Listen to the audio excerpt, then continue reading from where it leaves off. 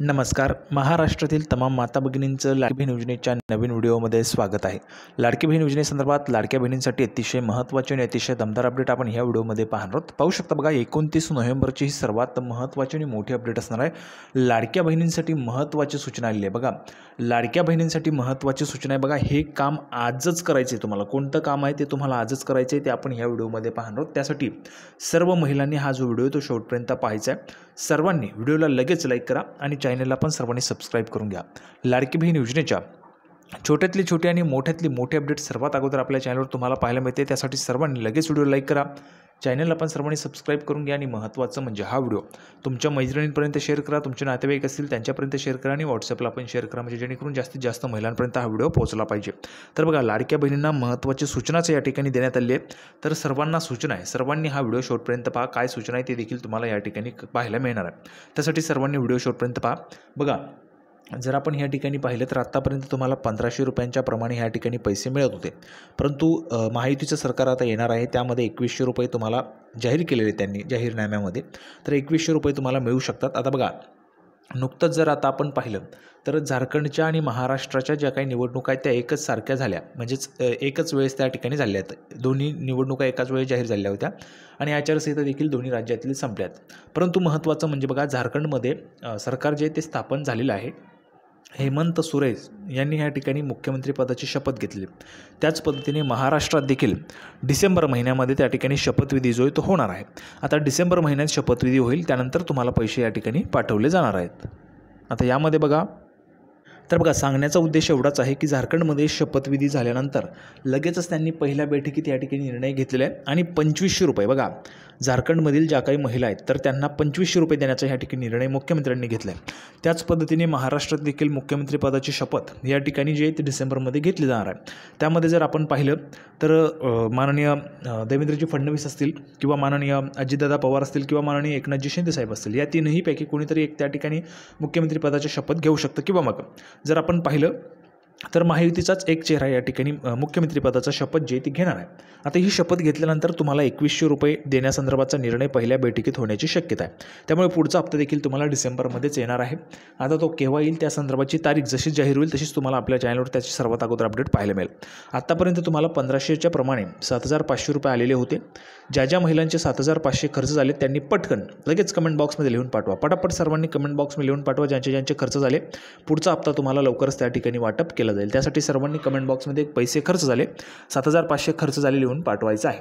आता बघा, लाडक्या बहिणींना महत्त्वाची सूचना काय आहे, हे काम तुम्हाला आजच करायचं आहे. कोणतं काम आहे, जर तुम्ही ते केलं नाही तर त्याचे काय दुष्परिणाम, तर तुमचे पैसे बंद होणार आहेत. आता त्याचं काय कारण आहे ते देखील आपण या ठिकाणी पाहणार आहोत. थोडाही वेळ वाया न घालवता लगेच आपण व्हिडिओला सुरुवात करूया आणि संपूर्ण माहिती या ठिकाणी पाहूया.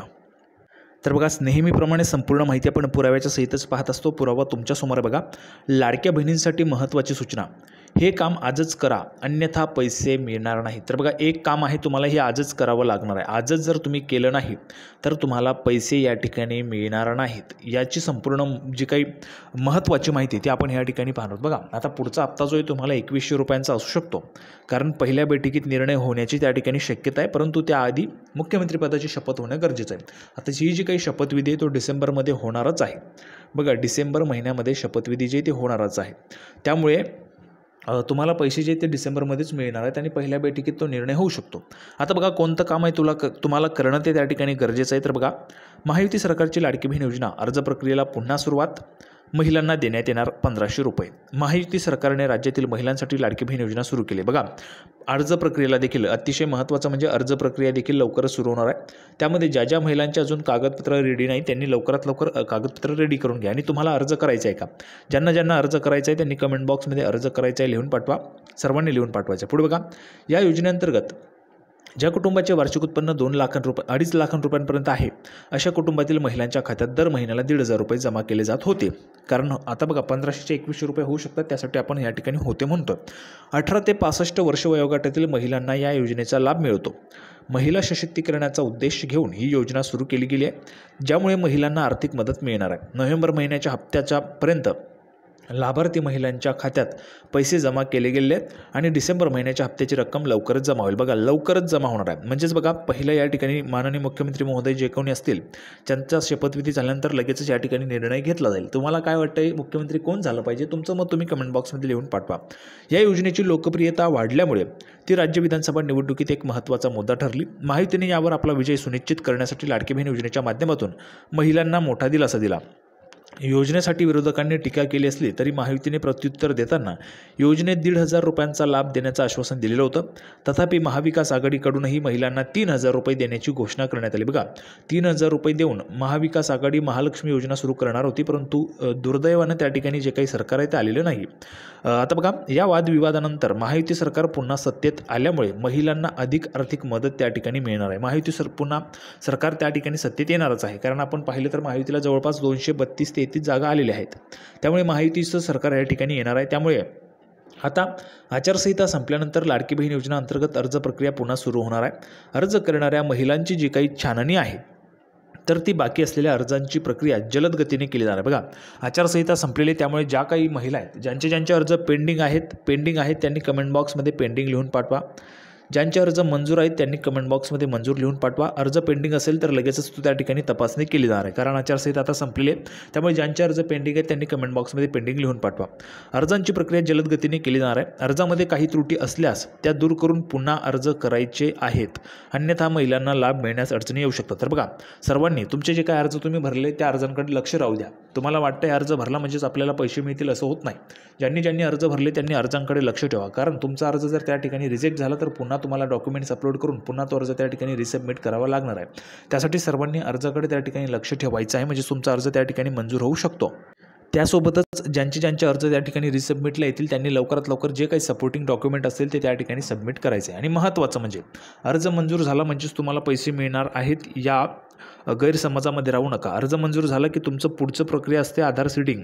भरपूर महिला आहेत ज्यांना आधार सीडिंगमुळे त्या ठिकाणी पैसे मिळाले नाहीत, तर त्यांनी लवकरात लवकर आधार सीडिंग करून घ्यायचे. बँकेत जायचे, बँकेच्या कर्मचाऱ्यांना सांगा आधार सीडिंग करून पाहिजे. जर तिथून होत नसेल तर तुम्ही सरळ काय करू शकता, IPPB इंडियन पोस्ट पेमेंट बँकेचं अकाउंट उघडू शकता. Indian post payment bank. आता हे अकाउंट उघडण्यासाठी कुठे करायचं आहे तर जवळच्या पोस्टात जायचं आहे. जवळच्या पोस्टात गेल्यावर तुम्हाला इंडियन पोस्ट पेमेंट बँकेचं अकाउंट त्या ठिकाणी उघडून द्या म्हणून सांगा. ते तुम्हाला उघडून देतील. एक तुम्हाला कार्ड सारखं मिळतं, जसं आपल्याजवळ ATM कार्ड असतं तशा पद्धतीचं कार्ड तुम्हाला मिळतं.